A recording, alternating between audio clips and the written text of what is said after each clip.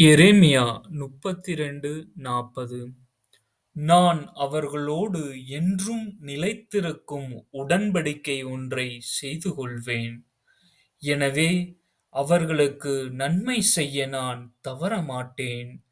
என்னைப் பற்றிய அச்சத்தை அவர்களது இதயத்தில் பதிய வைப்பேன். இதனால் அவர்கள் என்னை விட்டு விலகிச் செல்லமாட்டார்கள்.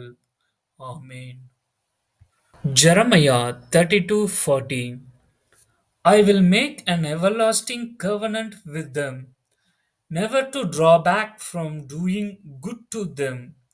I will put the fear of me in their heart, so that they may not turn from me. Amen. ஓ மூவொரு இறைவனே, என்றும் நிலைத்திருக்கும் உம் உடன்படிக்கைக்கு கோடான கோடி நன்றி செலுத்துகின்றோம். எங்களை நன்மைகளால் நிரப்பி உம்மீது உள்ள அச்சத்தை எங்கள் இதயங்களில் பதிய அருள் செய்யும்.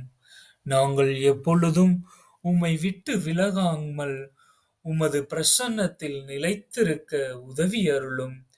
என்றும் உம்மை மகிமைப்படுத்தி வாழ ஆசீர்வதியும். ஆமென்.